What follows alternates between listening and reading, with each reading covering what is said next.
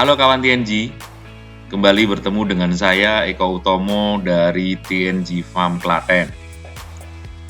Nah, kali ini saya akan membahas tentang tren yang muncul beberapa tahun ini, yaitu penjualan kambing dan domba tidak hanya berdasarkan jogrok, tetapi lebih kepada timbang berat badan.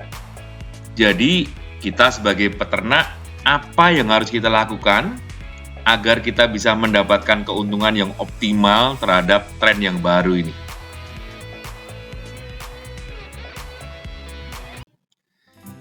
Tren jual beli kambing dan domba berdasarkan bobot yang ditimbang sebenarnya memperkuat pasar yang terbesar dari kambing dan domba.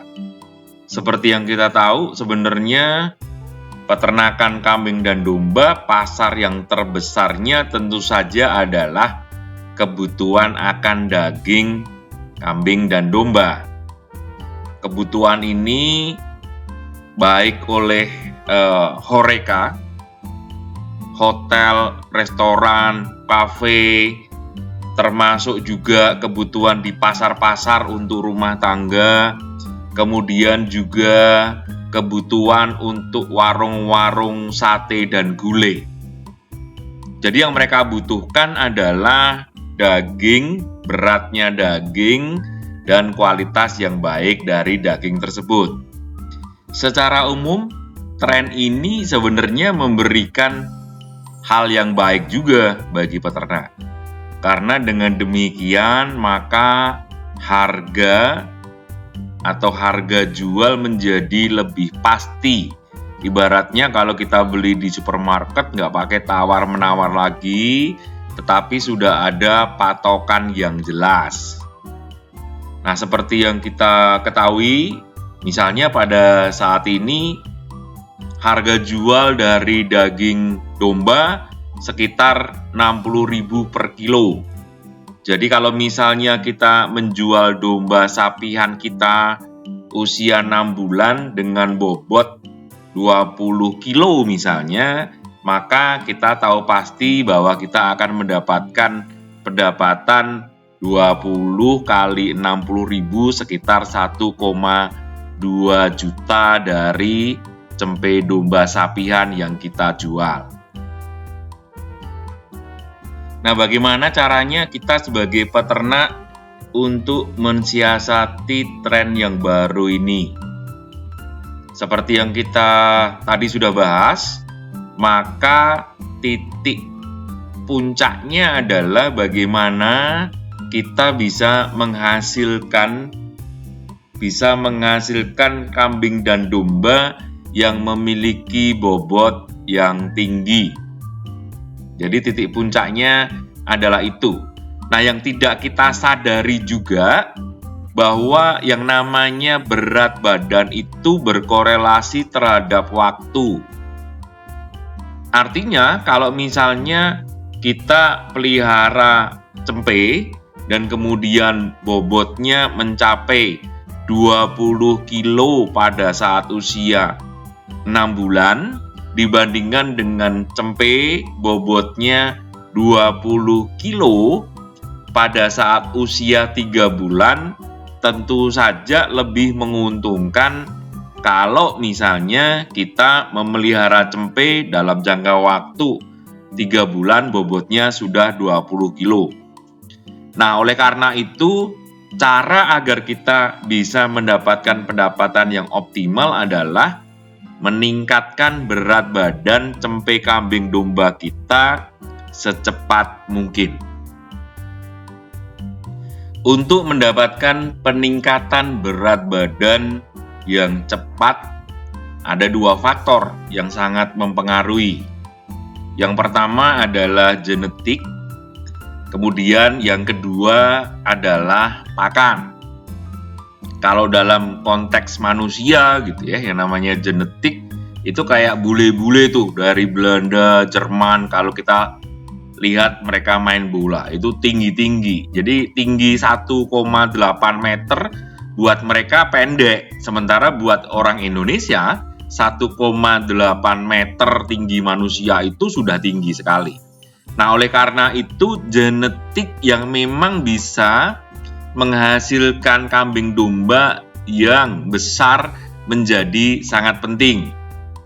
Sementara yang kita ketahui bahwa genetik lokal itu rata-rata besarnya tidak sebaik dari yang luar. Misalnya kalau kambing kacang, kalau domba misalnya domba gibas atau ekor tipis misalnya, itu tingkat pertumbuhannya jauh di bawah dibandingkan misalnya dengan kambing bur atau dibandingkan dengan domba dorper, awasi atau texel. Nah, oleh karena itu pemilihan dari pejantan yang akan menjadi pacek di tempat kita seyogyanya adalah memang pacek-pacek yang memiliki keunggulan untuk tumbuh dengan cepat. Nah, bagaimana jika kemudian ada tawaran untuk mendapatkan pacek atau pejantan yang full blood yang sekarang juga lagi rame? Full blood dari bur, full blood dari dorper, full blood dari awasi. Nah, kita harus hati-hati ya.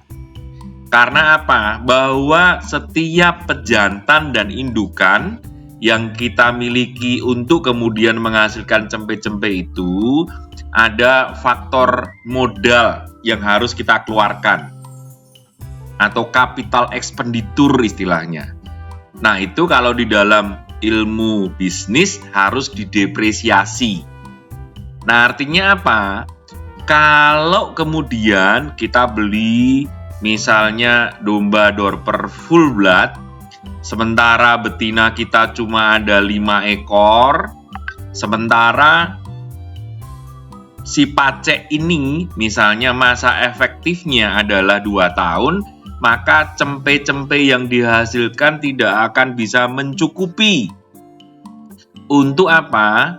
Untuk mengganti biaya modal yang dikeluarkan oleh bapaknya si pejantan dorper full blood. Nah, oleh karena itu kita harus memperhatikan skala dari indukan yang kita miliki. Jika Anda memelihara indukan lebih dari 20 ekor atau bahkan lebih dari 30 ekor indukan, maka membeli pejantan yang full blood yang akan menghasilkan cempe yang cepat bertumbuh adalah sebuah keputusan yang baik.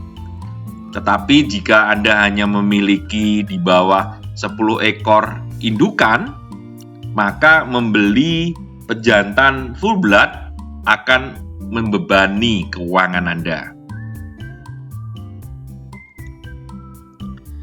Faktor kedua yang penting sesudah genetik adalah pakan. Nah, cempe itu pakan yang paling utama di 2 bulan pertama adalah susu dari induknya. Nah, oleh karena itu seberapa baik kita memberikan pakan kepada induknya agar menghasilkan susu yang mencukupi dan berlebih buat cempenya menjadi kunci. Nah, oleh karena itu fokusnya adalah bagaimana bisa sang induk bisa menghasilkan, memproduksi susu sebanyak-banyaknya. Sesudah 2 bulan, cempe belajar makan. Nah, sampai dengan usia yang kita targetkan untuk dijual, misalnya usia 6 bulan, kita harus pastikan juga si cempe ini mendapatkan pakan yang terbaik buat dia untuk tumbuh dan berkembang. Nah, alat ukur perkembangannya itu dinamakan sebagai ADG, Average Daily Gain, atau seberapa banyak berat badan tumbuh setiap harinya. Misalnya ADG-nya adalah 200 gram per hari, artinya di dalam 1 bulan 30 hari, maka dia akan tumbuh 6 kilo. Kalau cempenya dijual di dalam usia 6 bulan, kalau tumbuhnya 6 kilo di dalam waktu 6 bulan, maka akan mendapatkan berat badan sebesar 36 kilo. Artinya cukup bagus kalau misalnya target kita adalah 30 kilo. Karena dengan 30 kilo berat badan dengan harga jual 60.000 per kilo, maka kita akan bisa mendapatkan 30 kali 60 sekitar 1,8 juta. Nah, faktor yang harus diperhatikan tadi kalau misalnya genetik dari pejantannya bagus tapi biaya belinya mahal, makanya harus kita perhitungkan. Faktor yang kedua adalah pemberian pakan. Bisa saja misalnya kita banyakin pakan-pakan tambahan. Nah, itu kita juga harus perhatikan apakah memang penambahan pakan tambahan tadi memberikan dampak terhadap penambahan berat badan. Jangan sampai misalnya pakan tambahannya banyak, biayanya banyak, ternyata penambahan berat badannya tidak signifikan. Nah, oleh karena itu, rekan-rekan peternak, setiap bulan kita harus secara disiplin untuk apa? Menimbang berat badan dari cempe kita. Sehingga dengan demikian, pada saat hendak kita panen di usia 6 bulan, sudah memenuhi target yang sudah kita tetapkan. Bagaimana dengan target pertumbuhannya? Kami di TNG membuat target pertumbuhan yang menjadi KPI untuk breeding domba. Untuk berat lahir, itu kami harapkan di atas 3 kilo. Kemudian untuk usia 1 bulan harus 2 kali BBL atau berat badan lahir. Nah, artinya kalau lahirnya 3 kilo, sesudah 1 bulan beratnya minimal 6 kilo. Kemudian ditimbang lagi pada saat usia 3 bulan, maka targetnya adalah 5 kali dari BBL. Nah, artinya 3 bulan harus 3 kali 5, 15 kilo. Kemudian yang terakhir ditimbang pada saat usia 6 bulan. Targetnya adalah 10 kali dari BBL. Jadi kalau lahirnya 3 kilo, target di bulan ke-6 menjadi 30 kilo. Nah, bagi Anda, kalau bisa melakukan menimbang setiap bulan akan menjadi lebih baik karena bisa dipantau lebih ketat. Oke, cukup sekian dulu ya kawan-kawan ya. Nanti kita akan lanjut di video-video yang berikutnya. Bagi Anda yang baru pertama kali, jangan lupa subscribe, like, dan share video ini agar kemudian bisa mendapatkan notifikasi di video-video berikutnya. Salam sukses, salam sehat, dan salam sejahtera buat Anda semua.